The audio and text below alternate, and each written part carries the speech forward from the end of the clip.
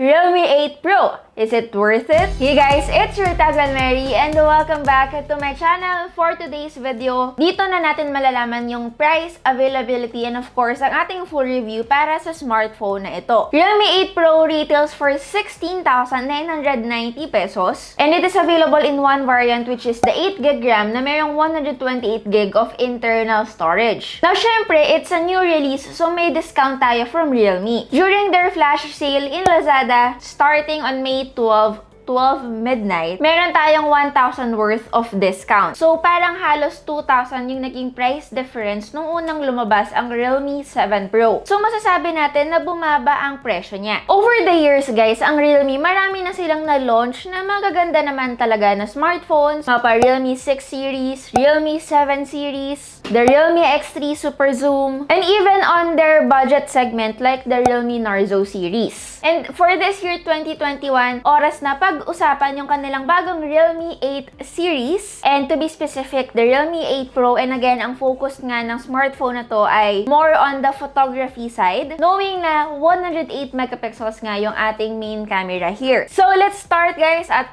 umpisahan natin siya sa design.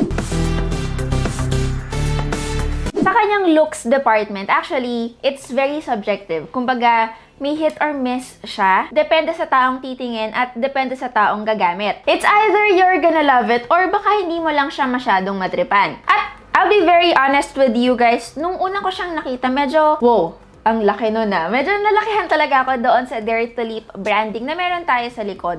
But then, after a few days, it started growing on me. And right now, I'm starting to appreciate the Dare to Leap slogan at the back. It adds more branding, of course, for Realme. And if you are a big fan of Realme, kunwari ikaw ay talagang nag-upgrade every year, you will definitely appreciate this too. Now, what I really like about the design is yung kanyang pinaka-camera setup. In terms of build quality, ang rear panel ng Realme 8 Pro ay polycarbonate plastic. It's a very plastic phone, obviously, pero kung titignan nyo siya sa camera, you all might think na parang, mukha namang glass. The color is called Infinite Blue. Ngayon, kung hindi nyo masyadong trip yung ganitong flashy na kulay, you might wanna opt for the black one. But I think meron pa siyang isang kulay which is the illuminating yellow na parang glow in the dark yata, but it was launched in India. Actually, that was a very interesting color, pero yun, hindi naman siya kasama sa na-launch here in the Philippines. Aside from that, yung kanyang likod ay matte and parang may pagka-sandstone yung kanyang texture. I think the reason why they added,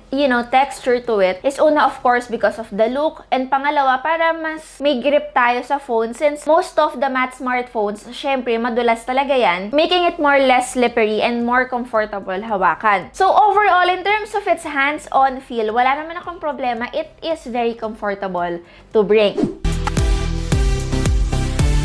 Now, going to the display, to be specific, it's 6.4-inch Full HD Plus panel na mayroong Super AMOLED display. You know, your typical Super AMOLED display, very vivid yung colors niya, deep blacks, and definitely very color accurate. It also has a standard 60Hz refresh rate and 180Hz studs sampling rate. Sa mga gamers dyan, I'm sure you guys are probably looking for a higher refresh rate because Realme did not include one. But on the brighter side, Realme provided a good quality kind of AMOLED display. I think the display is definitely an eye candy. Paano ko nasabi? In terms of its touch response and brightness, I definitely noticed na nag-improve siya from its predecessor. And of course, itong mga sinasabi ko are not included in the specs sheet, which is why it is very important, guys, na i-review yung mga phones thoroughly, as in use it for days, because reading the specs on paper is not enough. And I think the reason why then kaya siya very color accurate is because of its Widevine L1 certification. And guys, pwede nyo rin namang i-turn on yung kanyang DC dimming feature na makakatulong to reduce the stress sa mata natin in low brightness level. It also has an in-display fingerprint sensor which I appreciate talaga. It's under display and so far mabilis and consistent naman yung kanyang sensor. So yes, it gets the reading most of the time. Now, since nasa display pa rin naman tayo, of course, since meron siyang Super AMOLED display, meron din naman siyang always on display. As of now, if you are into changing the style of your always on display, gusto nyo iba-iba yung lumalabas na picture from time to time, as of now, hindi pa ganun ka-wide yung choices natin sa Realme 8 Pro. Pero sana, mas ma-improve to at madagdagan in the future updates.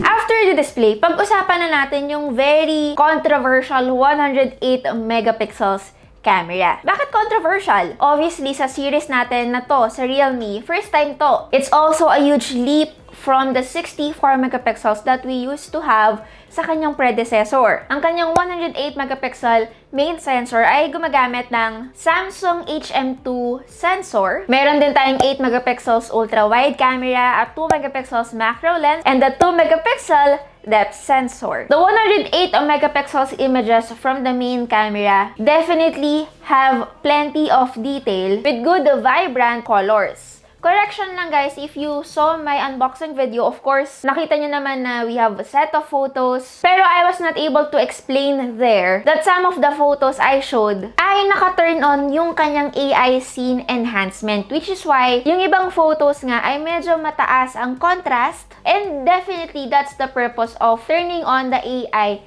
enhancement. So, kung hindi nyo feel na i-edit pa ang mga photos at idaan sa mga editing software, i-turn on nyo yung kanyang AI enhancement para maging vivid ng konti yung mga photos nyo.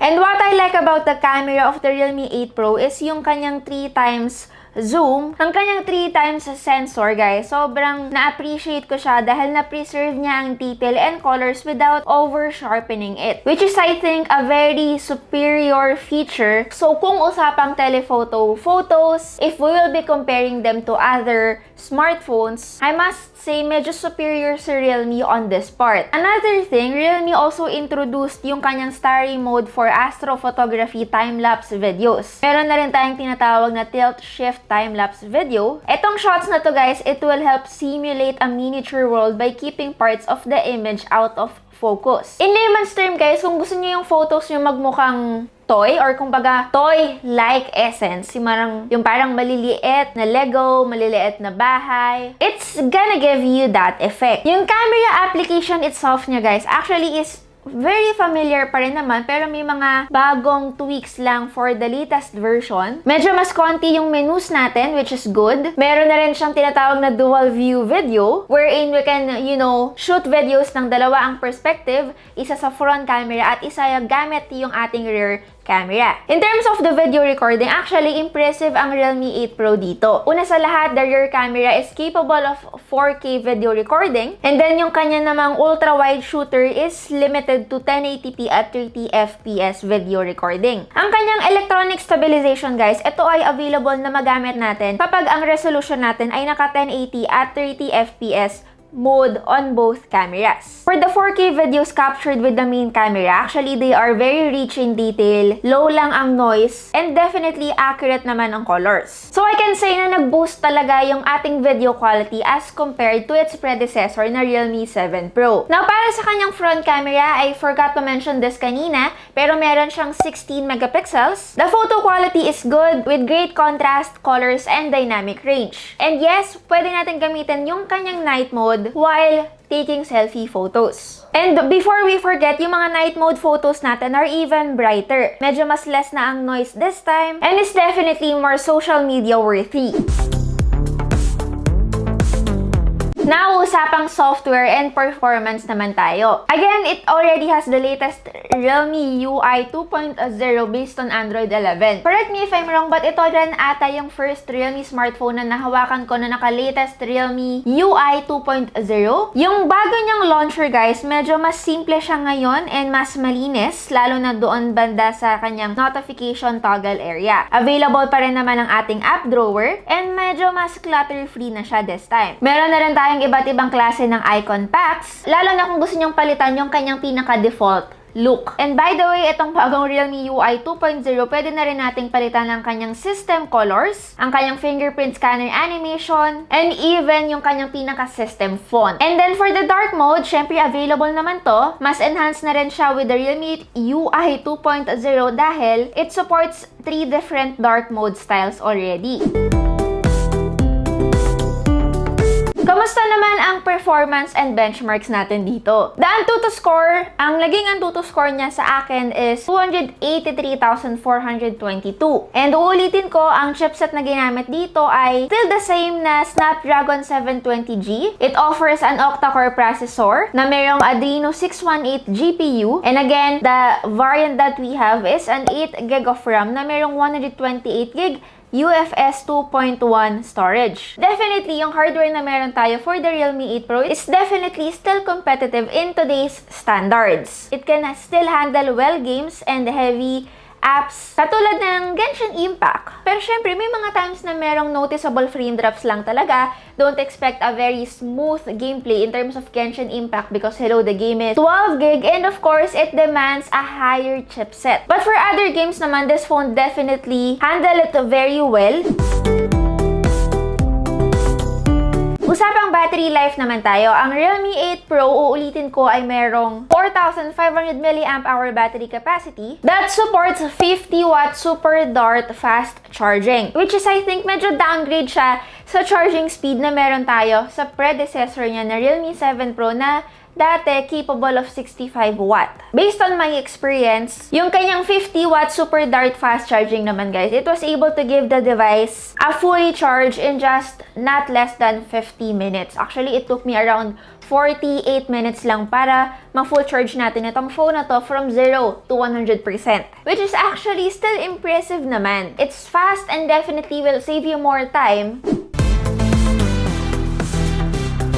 Now, onto the speaker naman tayo before we end the video. Meron isang bottom firing speaker ang Realme 8 Pro, which is also weird kasi unlike the Realme 7 Pro, meron siyang stereo speaker setup. Pero alam nyo ba, nung una akala ko stereo speaker ang meron nito dahil sa sobrang lakas ng volume or audio na nilalabas niya. But yung audio quality naman niya guys is just average. Medyo may bass ng konti, although medyo lacking lang naman sa high notes.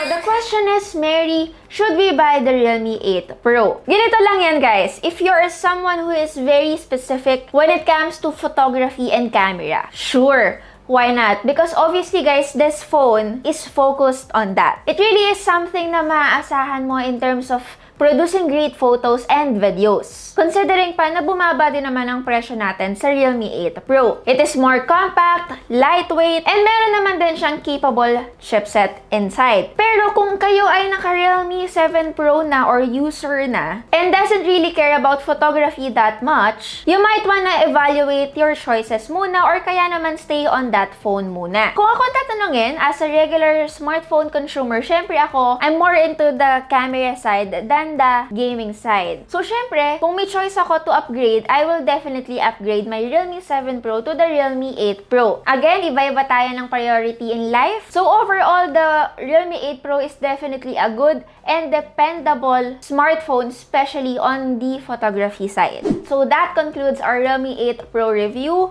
Again, it is now available or will be available tonight in Lazada. I'm not sure guys kung kailan ko ito ma-upload. Ang daming phone. But you know me guys, I really try my best to produce videos about the latest and greatest smartphones as of the moment. Again, it's your Girl Mary and see you on my next video. Bye guys!